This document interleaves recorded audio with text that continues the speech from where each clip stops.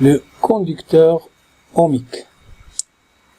Un conducteur ohmique est un dipôle qui a la propriété de diminuer l'intensité I du courant dans la branche du circuit où il est placé.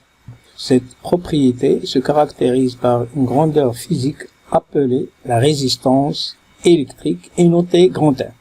La résistance électrique s'exprime par un nombre positif suivi d'une unité, oméga, qu'on appelle l'ohm. En général, si la résistance est grande, on peut utiliser les multiples comme le kilo-ohm K oméga. 1 kilo-ohm est égal à 1000 ohms ou bien 10 puissance 3 ohms. 1 méga-ohm est égal à 1 grand M ohm qui est égal à 10 puissance 6 ohms, c'est-à-dire 1 million d'ohms. Par abus de langage, le conducteur ohmique est aussi appelé résistance. Alors on confond ainsi le composant et sa grandeur physique.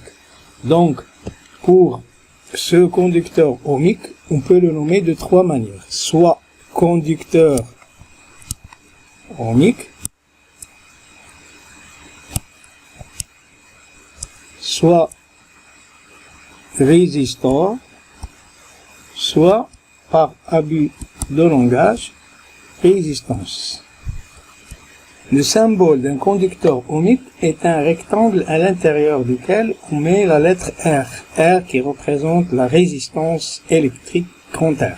Parcouru par un courant, un conducteur ohmique s'échauffe, d'autant plus que sa résistance est grande. Cet effet thermique du courant est appelé effet Joule. Il est présent dans tous les circuits qui contiennent des résistances ou bien des résistors. Troisièmement, mesure de la résistance d'un conducteur ohmique. Un conducteur ohmique, sa résistance peut être mesurée de deux manières. La première méthode, c'est à l'aide d'un appareil qu'on appelle un ohmmètre. Cet appareil, la voici, et la voici en schéma. Donc, autre méthode, à l'aide des codes universels des couleurs. Alors, sur une résistance, en général, il y a 4 bandes, ou bien 4 anneaux colorés. 1, 2, 3, 4. Alors, 3 rapprochés et 1 un peu éloigné. On va s'intéresser simplement aux 3 parce que le quatrième, c'est simplement pour la précision des mesures. Le premier anneau correspond au premier chiffre de la résistance. Le deuxième anneau correspond au deuxième chiffre. Et le troisième anneau correspond au nombre de zéros qu'on doit mettre après le chiffre. Donc, la quatrième, c'est simplement pour la précision. Alors, si on prend cet exemple-là, alors, normalement, les couleurs, les voici. Il y a le noir qui prend le 0, le marron, le rouge, l'orange, le jaune, le vert, le bleu, le violet, le gris et le blanc. Pour le noir, 0, 1, 2, 3, 4, 5, 6, 7, 8, 9. Donc, chaque couleur a un nombre ou bien un code spécifique. C'est-à-dire que le noir, il a le code 0, ou bien le nombre 0, etc. Alors, pour chercher la résistance de ce résistor, on va voir que le premier anneau, il est vert. Donc vert, ça veut dire que 5. Donc le premier chiffre, c'est 5. Le deuxième anneau, il est violet. Le violet, c'est le 7. Donc j'écris 7 à côté de 5. Et le dernier anneau, le troisième anneau, c'est noir. Noir, c'est 0, c'est-à-dire je ne mets rien à la fin. Donc R est égal à 55 ohms. Pour ces deux résistors, première couleur c'est le rouge. Le rouge c'est 2, donc R est égal à 2. Deuxième, violet c'est 7, j'écris 7. Le troisième, elle est marron 1, ça veut dire que je dois mettre un seul 0. Et donc R devient 270 ohms. Pour le dernier exemple, on a le premier anneau qui a pour couleur marron. Le marron c'est 1, donc je fais R est égal à 1. Deuxième anneau noir, donc noir c'est 0, je fais 0. Et le troisième anneau, et les jaunes, le jaune et les 4. Donc je dois mettre 4, 0.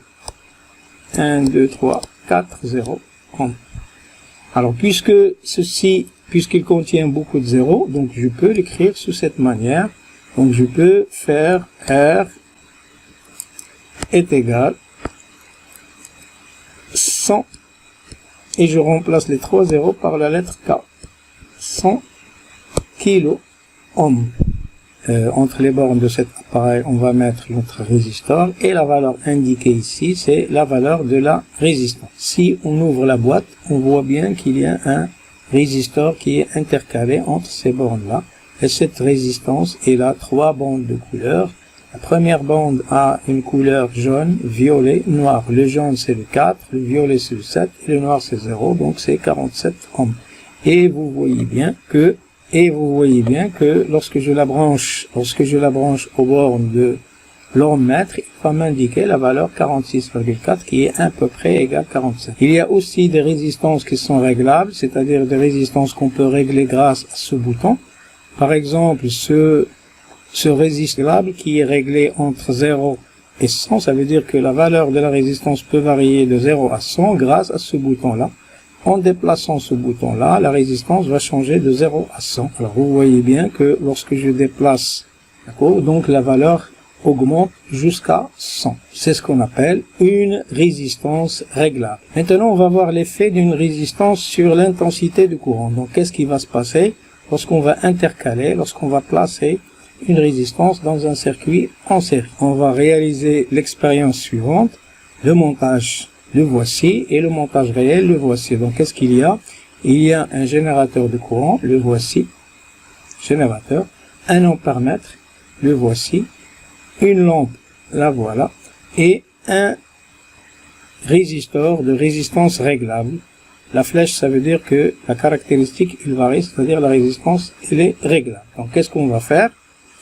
Alors on va fermer le circuit et on va voir qu'est-ce qui va se passer lorsqu'on va changer la résistance. Alors on va augmenter la résistance. Qu'est-ce que vous constatez? Vous constatez ici que l'intensité du courant, elle va diminuer. Donc plus la résistance augmente, plus l'intensité diminue et plus l'éclat de la lampe va diminuer aussi. Alors on regarde une autre fois. Regardez, lorsque j'augmente, qu'est-ce qui va se passer pour l'éclairage? Alors l'éclairage, qu'est-ce qui va se passer? L'éclairage va diminuer, l'intensité va diminuer à cause de l'augmentation de la résistance.